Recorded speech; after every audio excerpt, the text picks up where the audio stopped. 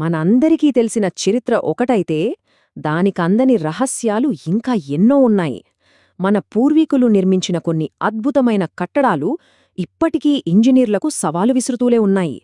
వేల సంవత్సరాల క్రితం కేవలం చేతి పనిముట్లతో అంత గొప్ప పనులు ఎలా చేయగలిగారు? ఇది కేవలం వాళ్ల తెలివితేటల అద్భుతమా, లేకపోతే మనం పూర్తిగా మర్చిపోయిన ఒక ఉన్నత నాగరికతకు సంబంధించిన ఆనవాళ్లా? సరే, ఇప్పుడు మనం అడగబోయే అసలైన ప్రశ్న ఇదే. గ్రేట్ పిరమిడ్స్ కన్నా, సుమేరియన్ల కన్నా ఎంతో ముందు ఒక అత్యంత అభివృద్ధి చెందిన నాగరికత ఉండి అది చరిత్రపుటల నుండి ఏ ఆనవాళ్లు లేకుండా పూర్తిగా మాయమైపోయిందా? ఈ ఆలోచన వెనక ఒక ఆసక్తికరమైన థియరీ ఉంది. అదే మాతృనాగరికత సిద్ధాంతం. దీని ప్రకారమేంటంటే, ఈజిప్షియన్లు సుమేరియన్ల కన్నా ఎంతో ముందు ఒక మహా విపత్తు వల్ల అంతరించిపోయిన ఒక నాగరికత ఉండేదని కొందరి నమ్మకం. ఒక్కసారి ఈ టైమ్లైన్ చూడండి. సుమేరియన్లు, ఈజిప్షియన్లు నాగరికతలు మొదలుపెట్టింది సుమారు 5000 ఏళ్ల క్రితం. కాని టర్కీలో ఉన్న గోబెక్లీ టెప్పే వయస్సు ఏకంగా 11,000 సంవత్సరాలు. అంటే మనుషులింకా వేటాడుతూ గుహల్లో జీవిస్తున్నారని మనమనుకుంటున్న టైంలోనే ఎవరో ఈ భారీ రాతి స్తంభాలను నిర్మించారు.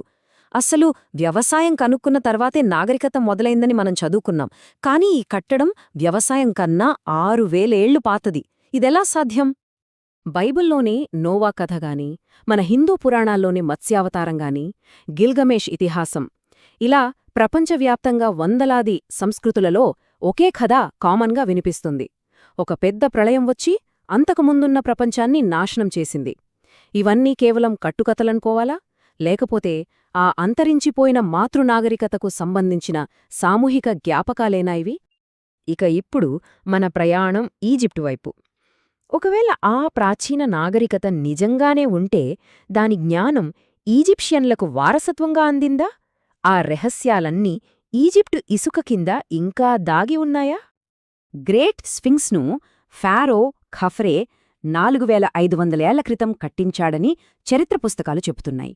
కాని భూగర్భశాస్త్రవేత్తలు ఒక వింత విషయాన్ని కనిపెట్టారు. స్ఫింక్స్ శరీరం మీద ఉన్న గుర్తులు గాలివల్ల ఏర్పడిన కోత కాదు, అవి భారీ వర్షపాతం వల్ల ఏర్పడిన నీటి కోత గుర్తులు. అసలు సమస్య ఏంటంటే, గడిచిన 5000 సంవత్సరాలుగా ఈజిప్ట్ ఒక ఎడారి. మరి ఈ వర్షపు గుర్తులెక్కడివి? అవి అలా ఉండాలంటే స్ఫింక్స్ వయస్సు 12500 ఏళ్లు ఉండాలి. అప్పుడు ఆ ప్రాంతం పచ్చగా ఉండి భారీ వర్షాలు పడేవి. భూగర్భ శాస్త్రవేత్త రాబర్ట్ స్కోచ్ చెప్పినట్టుగా స్ఫింక్స్ మీద ఉన్న కోత లక్షలాది సంవత్సరాల నీటి ప్రవాహం వల్ల ఏర్పడినట్లుంది, ఎడారి గాలి వల్ల కాదు. ఇంకా ఆశ్చర్యకరమైన విషయమేంటంటే, దాని చుట్టూ ఉన్న ఫారోల సమాధులపై ఇలాంటి గుర్తులు లేవు. దీన్ని బట్టి ఒక్కటే అర్థమవుతోంది, స్ఫింక్స్ ఆ నిర్మాణాలకన్నా ఎన్నో వేల సంవత్సరాల పురాతనమైనది. ఇప్పుడింకో అద్భుతం చూడండి. గిజాలో ఉన్న 3 పిరమిడ్లు ఊరికే కట్టలేదు. అవి ఆకాశంలోని ఓరియన్ బెల్ట్ నక్షత్రాల అమరికకు భూమి మీద ఒక అద్దంలా ఉన్నాయి. కంప్యూటర్ సిమ్యులేషన్స్ ప్రకారం ఈ అమరిక క్రీస్తుపూర్వం 10,500 నాటి ఆకాశంతో ఖచ్చితంగా సరిపోతుంది. గమనించండి, ఇదే తేదీ స్ఫింక్స్ వయస్సు అంచనాతో చివరి మంచుయుగం ముగింపుతో కూడా మ్యాచ్ అవుతుంది. ఇన్ని ఆధారాలు ఒకే సమయం వైపు చూపించడం కేవలం యాదృచ్ఛికమేనా? సరే, పిరమిడ్ల నుంచి ప్రపంచంలోని ఇతర ప్రాంతాలకు వెళ్దాం. లెబనాన్ నుండి పెరూ వరకు ప్రాచీన ప్రజలు మన ఊహకు కూడా అందని రీతిలో భారీ రాళ్లను కత్తిరించి, తరలించి అమర్చారు. వాళ్ల టెక్నాలజీ ఏంటి? 1600 టన్నులు, అంటే దాదాపు 30 భారీ యుద్ధ ట్యాంకుల బరువు అన్నమాట. ఇది లెబనాన్లోని బాల్బెక్లో ఉన్న ఫొగాటెన్ స్టోన్ బరువు. ప్రపంచంలోనే మనిషి చెక్కిన అతి పెద్ద సింగిల్ స్టోన్ ఇది. మన దగ్గర ఉన్న అతిపెద్ద ఆధునిక క్రేన్లు కూడా దీన్ని కనీసం కదపలేవు. మరి ప్రాచీన ప్రజలు దీన్ని ఎలా చెక్కారు? అంతకన్నా ముఖ్యంగా దీన్ని ఎక్కడికి తీసుకెళ్లాలనుకున్నారు? ఇప్పుడు బొలీవియాలోని పుమాపుంకుకి వెళ్దాం. ఇక్కడున్న కొన్ని ఆకారపు రాళ్ల బరువు 130 టన్నుల దాకా ఉంటుంది. వీటిని చాలా కఠినమైన గ్రానైట్, డయోరైట్ రాళ్లతో చెక్కారు. అసలు విశేషమేంటంటే, వాటి ఉపరితలాలు అద్దంలా నున్నగా, కోణాలు ఖచ్చితంగా 90 డిగ్రీలలో ఉన్నాయి. అప్పట్లో లేజర్ కటింగ్ లేకుండా ఇంతటి ఖచ్చితత్వం ఎలా సాధించారు? పెరూలోని సాక్సీ హ్యూమాన్ కోట గోడలను చూస్తే ఆశ్చర్యపోతాం. ఇక్కడ 120 టన్నుల బరువున్న రాళ్లను వాడారు. ఇవి ఇటుకల్లా ఒకే ఆకారంలో లేవు.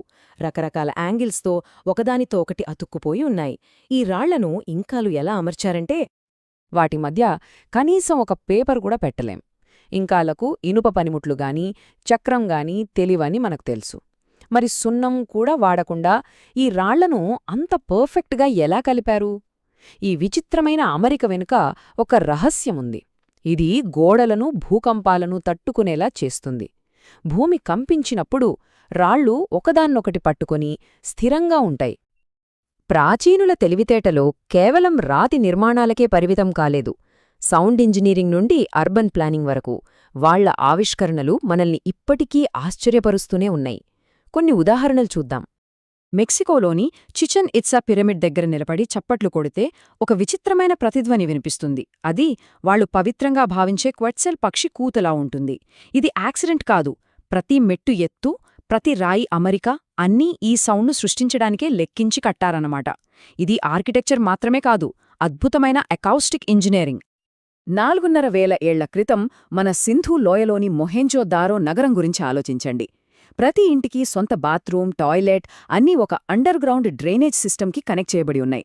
ఇది రోమన్ల కన్నా 2,000 ఏళ్లు ముందు. అంటే 100 ఏళ్ల క్రితం లండన్, ప్యారిస్ కన్నా మనవాళ్లు ఎంతో అడ్వాన్స్డ్ అనమాట. ఇది చూడ్డానికి చిన్నగా ఉండొచ్చు, కాని దీని ప్రభావం చాలా భయంకరమైనది. వందలాది మంది సైనికులు ఒకేసారి ఈ విజిల్స్ ఊదినప్పుడు వచ్చే శబ్దం అచ్చం మనుషులు భయంతో అరిచినట్టే ఉంటుంది.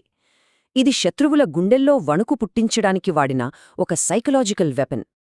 ఇన్ని అద్భుతాలు చూశాక మనం మళ్ళీ మొదటికే వస్తాం. ఈ జ్ఞానమంతా ఎక్కడినుంచి వచ్చింది? ఈ నాగరికతలన్నీ వేర్వేరుగా ఒకేసారి ఇంత గొప్ప మేధస్సును ఎలా సాధించాయి? లేకపోతే వీళ్లందరి వెనుక ఒకే ఒక ఉమ్మడి, మరచిపోయిన మూలమేదైనా ఉందా? మరి ఆ భారీ రాళ్లను ఎలా కదిలించారు? దీనికి సంబంధించి ముఖ్యంగా 3 వాదనలు వినిపిస్తాయి. మొదటిది, మనకు తెలిసిన సాంప్రదాయ సిద్ధాంతం. లక్షలాది మంది కూలీలు తాళ్లు, మీటలు, ర్యాంపులు ఉపయోగించి చేశారని చెబుతుంది. రెండోది, ప్రత్యామ్నాయ సిద్ధాంతం. శబ్ద తరంగాలను ఉపయోగించి రాళ్లను గాలిలో తేల్చే టెక్నాలజీ లాంటివి వారికి తెలుసని కొందరు వాదిస్తారు. ఇక మూడవది, వారసత్వ సిద్ధాంతం.